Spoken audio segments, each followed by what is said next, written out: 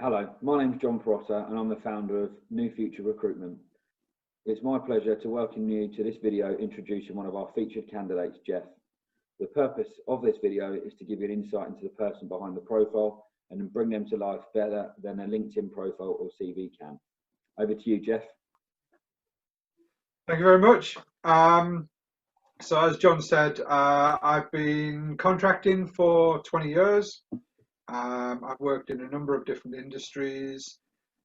Started out in accountancy of all things, quickly made the switch to IT, worked up through there, through the sort of application development, infrastructure, server support, server management, graduated through to business analysis, became sort of business SMEs, done various roles on that, leading up to project lead roles and project management, and most recently working as a senior project manager and program manager.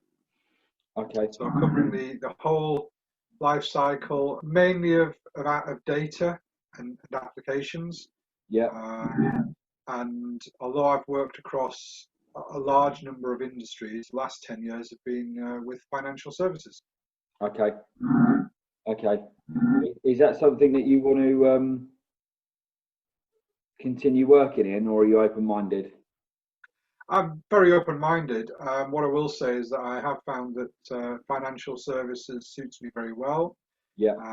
And I suit financial services very well. We seem to have a very good relationship.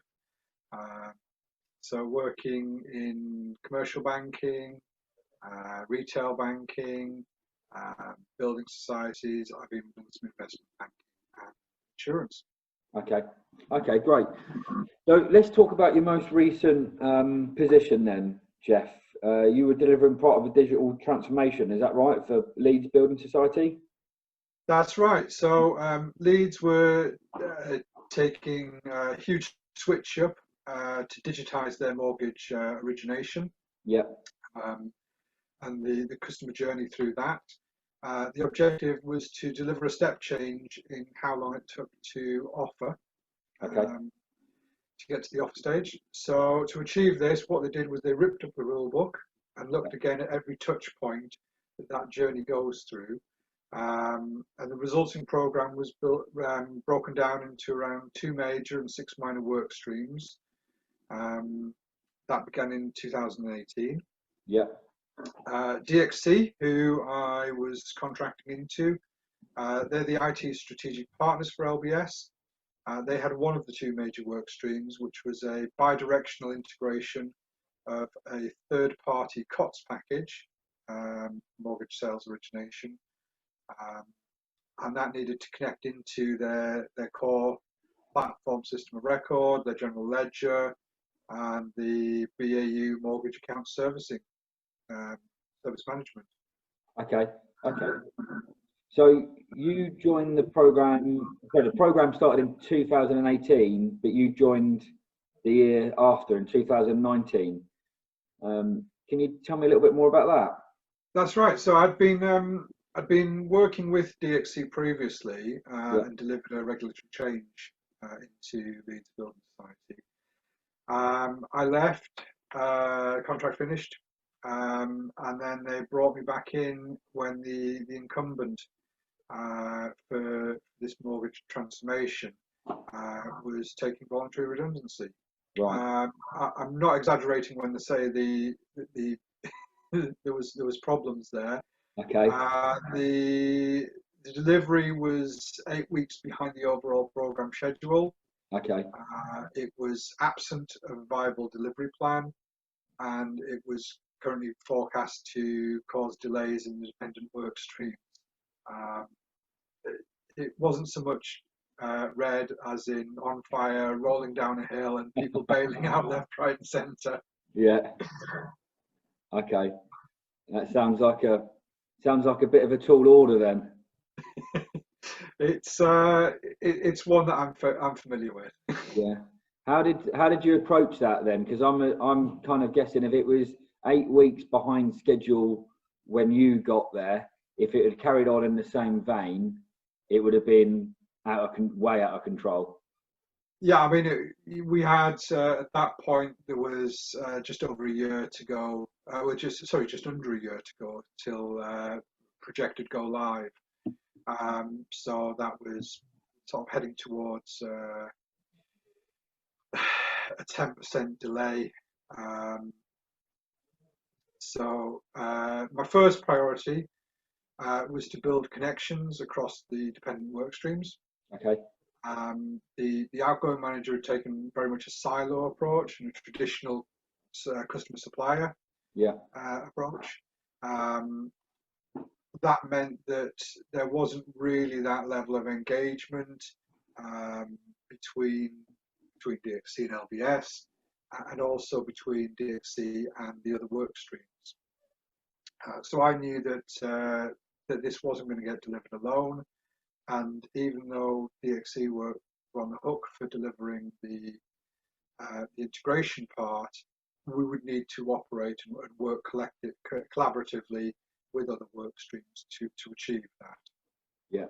So building bridges, building networks was the first priority.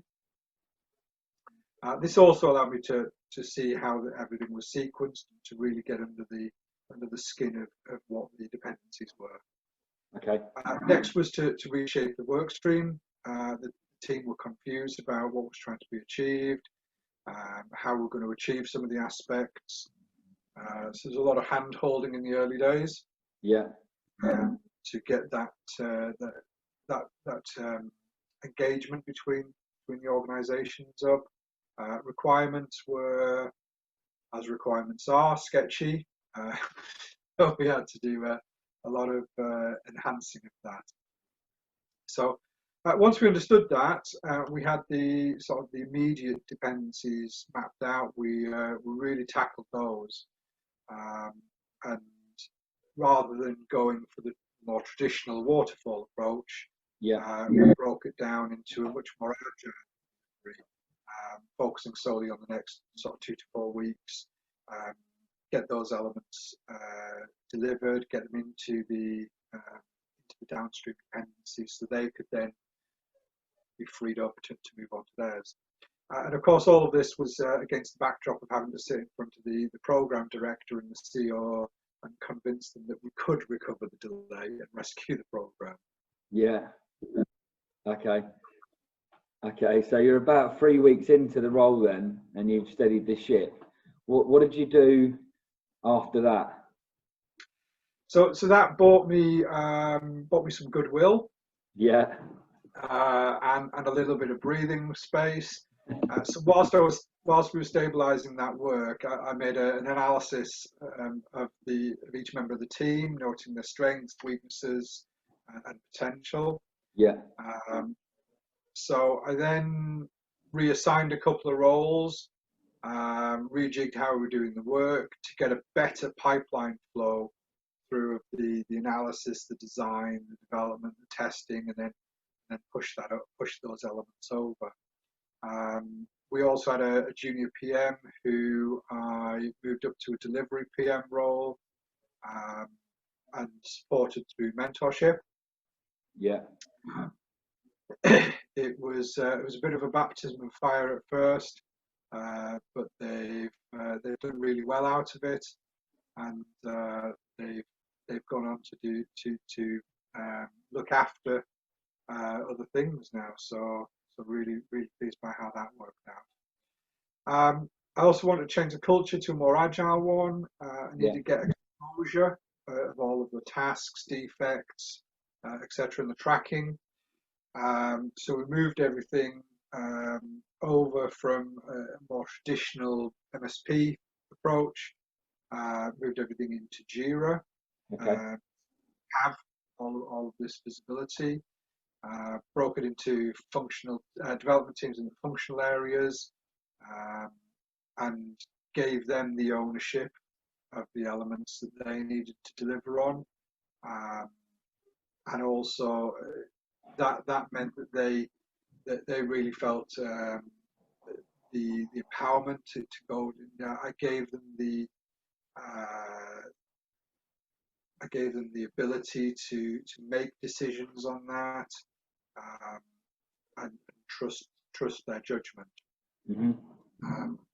So I always maintain a helicopter view of the work, but as I say, because I've had that sort of grounding in the data side, in the application side, the infrastructure side, I could deep dive into any of the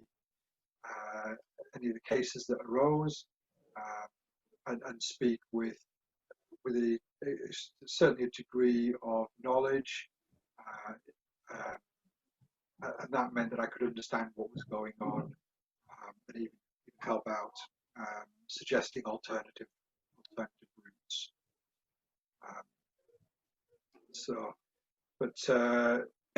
Yeah, you've got to trust the people in charge, because you've brought them in for their skills and their knowledge. Yeah. But it's always good to have that sort of sounding board, and I became that sounding board for them. Yeah. No, it definitely is. Okay. So did you guys manage to deliver on time? Yeah, yes, is the short answer. Okay. As with any change work, we had a number of challenges come up.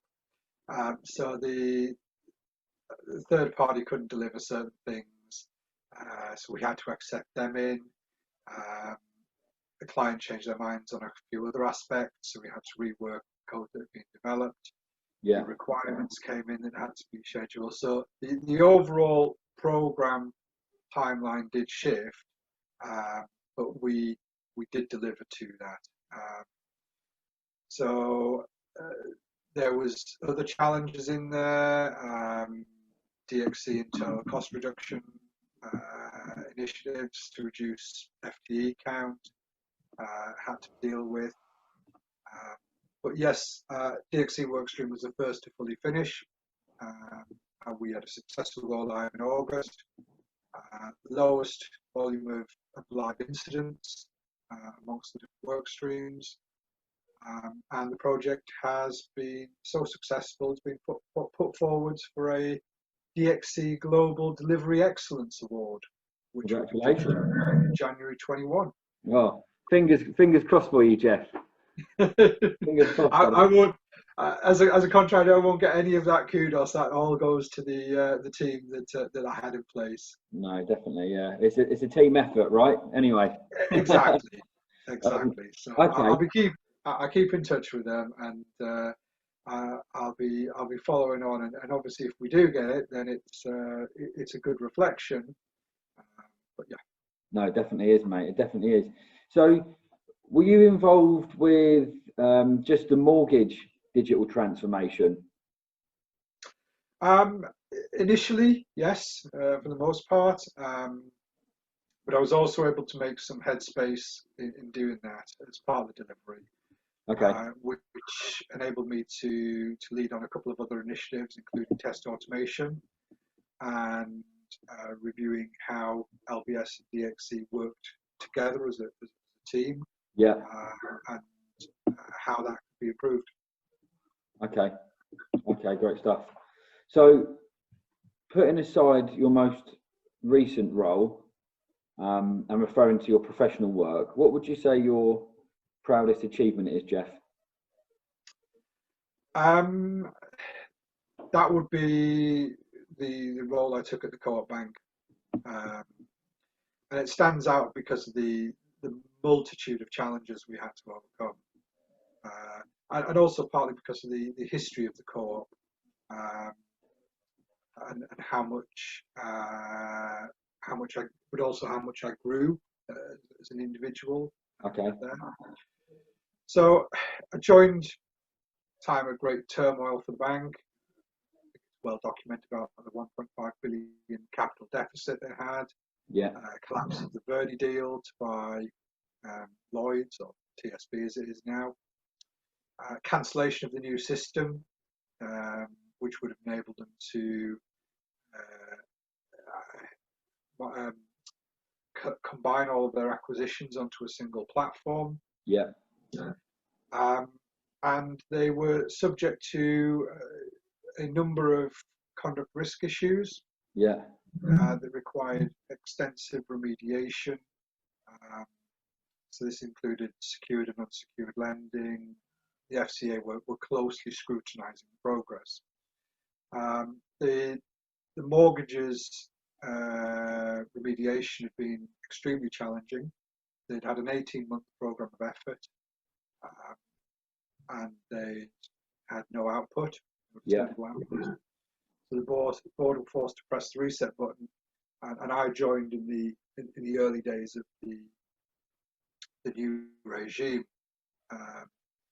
So the reason that this sort of allowed me to grow as a person was I came in as a data manager. I then moved up and took on the IT manager role. I then moved over into the business side and led 3 of the 8 work streams at different times. Okay. Also chipped in with authoring papers on recommending how to redress niche cohorts of customers. But I think overall the part of all that work there was actually revising how the program itself was run. Okay. So there's a bit of a common theme here, Geoff, isn't there? You seem to like to take roles where there's a fair bit of scrutiny and pressure. So can you just elaborate on that project a little more, please? Yeah, so at the start, the program had prioritised calculation, distribution of redress for the most straightforward of cases. But latterly, they'd run heavily into the law of diminishing returns on impacted customers, and it was taking longer and longer to identify and calculate. And although the program had reached about 70% of the impacted population, the remaining sort of 30% was projected to take at least, if not longer, to resolve. And of course, by this point, the program had been run initially 18 months, reset, and another 18 months, and they were looking to ways of closing out this last 30%. So, having worked across several areas of the program, I was able to collate my knowledge and distill it down into the defining of a simple redress model, as I termed it. And the objective was to focus on 3 outcomes. Identify the accounts impacted, calculate the redress due, and tell the account holders about it. Now, it may seem quite straightforward and sort of sounds easy, but this really allowed the team to sort of come around this one vision. And when I say things like tell the account holders about it, it's not straightforward because you have a number of situations where account holders on an account change. And the account could have been subject to the conduct risk issue before that change, after that change, because of that change. So it's when the clock starts ticking, who do you give the money back to? If you no longer have that financial relationship with the customer, how do you contact them? How long do you leave it? How many tries, etc., etc. So there's a lot of complexity around that. But and similarly with the calculations, there was increasingly complex financial models to deal with that, but we brought it back down to a very simple, which allowed the calculations to be made easily and faster, which took away the cost of the team and the very marginal differences, always in the customer's favour, far offset that cost of running the team for much longer, getting it perfect. So that was that was what I brought to the program manager at the time, brought to her as to what I would like to do with revising the program. Okay. Okay. So how did you go about,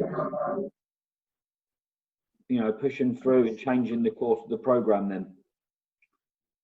As I said, I knew that was something I couldn't do by myself. So I started out by sounding out 3 or 4 key influencers. Yeah. Program, very receptive. They helped me round off a couple of rough edges in my proposal. So once I had this initial feedback, I then made the program manager aware of what I was thinking. She liked the concept, and we took it to the wider program team members to thrash out areas of risk and uncertainty, which would require closer focus. My initial proposal called for the temporary suspension of redress to allow the program to reorganise. However, this was unpalatable to the portfolio and the board. So I went back and revised the transition to a parallel run, which took a little bit longer, but it meant that the redress operations could continue and overall savings could still be delivered. Okay, great stuff. So the big question then, did it work? I'm very pleased to say that it did. So we managed to close 6 months ahead of the predicted date. Yeah. Before we'd made the change, and saved over £500,000 in delivery run costs. Well, what it did was it really taught me the importance of making sure that large programs run to deadlines. Yeah. Don't get hung up over the odd bits of cost here and there, because in the grand scheme of things, getting that program closed, getting that delivery achieved, that is where your cost savings are. Getting it done on time is where your cost savings are, because otherwise it's many noughts per month to keep that running. Yeah, good work. So how did the contract finish in the end? So there were additional contract risk issues identified, which required a further round of redress. By this point, the bank had come to the understanding that that redress and remediation were not a one-off exercise, very much in the same way that GDPR is not a once and done; it's a GDPR for life. So they put in a permanent team, and we transitioned over to that permanent team, including the simple redress model approach. For my part, I was presented with an engraved set of cufflinks with the with the acronyms of all the different parts I've worked on. But no, the proudest part is knowing I've left a legacy that helped speed up getting money back to the customers. You should have wore those cufflinks today, Geoff. Today I've got my ones from my 2 daughters. We love you, Daddy, and their names on there. Good luck charms. Absolutely. Good man. Well, thanks for that. Thanks for giving us an overview of that. It gives me, and I'm sure everybody listening, a good sense of what makes you tick. I mean, what I've really got from this is that you like a challenge. You definitely don't shy away from a challenge, and it also sounds like you see the importance of cultivating team spirit, and that you understand that getting everybody pulling in the same direction for the same common goal is what's going to deliver a program. Would I be right with that? Yeah, absolutely. I have a mantra: plans don't deliver projects, people do. Yeah. And you have to have the people with you. Similarly, you can't deliver a project on your own. You can have the world's best project manager, but if the world's most perfect project plan, Yeah. But if you haven't got that agility to react to things, if you don't have the team with you, it's not going to work. Yeah. No, I totally agree. I've got a new nickname for you as well, Geoff. Oh, go on. The fireman. Putting out fires. So if all else fails, I have been referred to as the postman. oh really? Oh, because you deliver. Well, you could be. You've got two jobs now. You've got two sidelines if all else fails. So that moves us on nicely to the next question then. So what is it you're looking for next? So state of the economy today, and don't get me started on that one. Yeah. I'm pragmatic, so any reasonable opportunity. But I've really enjoyed the challenge of taking on some difficult and complex projects, turning them around, delivering them on time.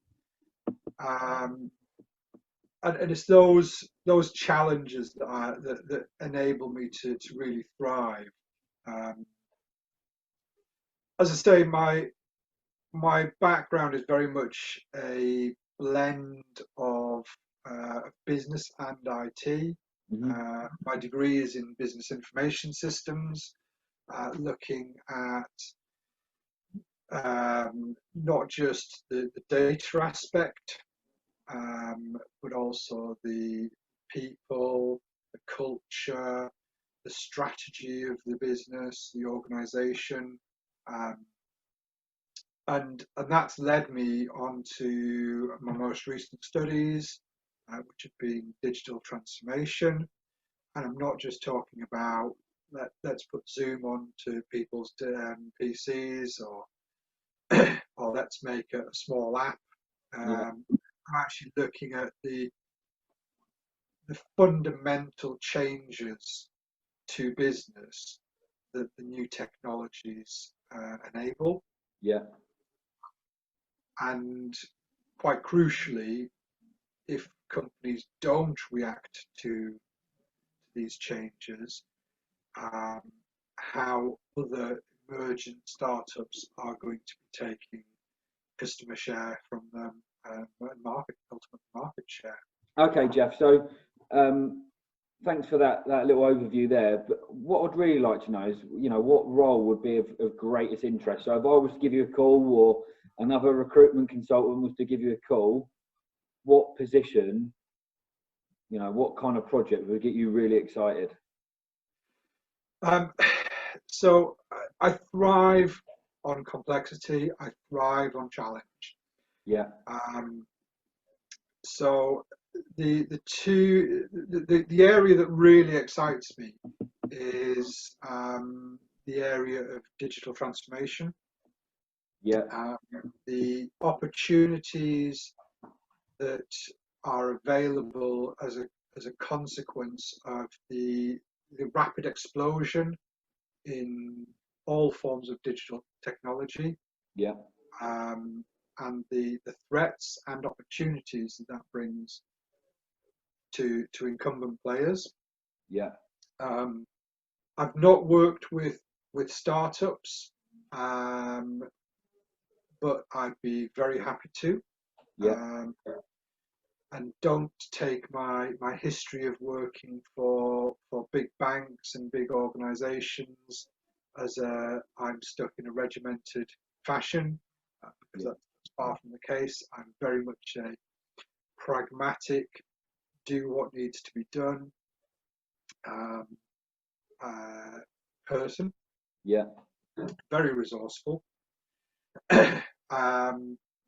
So yeah, anything in the digital transformation side of things, or any large, complicated change that you have that other people perhaps shy away from, they can't really understand. You've had a go at it; it's not worked out very well. They're the sort of areas that I would thrive and excel in. Okay. Okay, great stuff. And then location, you know, whereabouts are you? Where are you based? And you know, how far are you happy to travel? So home for me is in the northwest, Yeah. halfway between Manchester and Liverpool. Okay. Got great road and rail connections, and I've spent a number of years working away from home, sort of 2 or 3 days a week. I've worked down in Bristol, Halifax, Leeds. Not ideal. I've got a wife and 2 young daughters, but they are familiar with this. Yeah. And they're okay if it's sort of 2 or 3 days away from home. They're okay with that. But yeah, 5 days in London wouldn't be a thing. But then again, having gone through this year, I don't think there's many organisations that would go back to the sort of 5 days a week thing now. So that works really well. Yeah. Similarly, I've spent a lot of time working remotely, Yeah. so I'm very comfortable with that, building remote teams. But equally, I understand the importance of being in the building, pressing the flesh, making those vital connections. So anywhere in the northwest, anywhere UK, all fine by me. Okay. All right. Great stuff. Well, Geoff, look, I really appreciate you giving that overview, and I'm sure everybody listening does as well. It's given us a great overview of you as a person, and also as a project stroke program manager. So if anybody watching this video thinks that they've got a tricky project that they'd like Geoff to help deliver, then get in touch, because I'm sure that Geoff would be really pleased to hear from you. Absolutely. Good stuff. Well, look, thanks very much for taking part in this, Geoff. Thanks for everyone listening, and we look forward to speaking to you soon. Cheers. Thank you.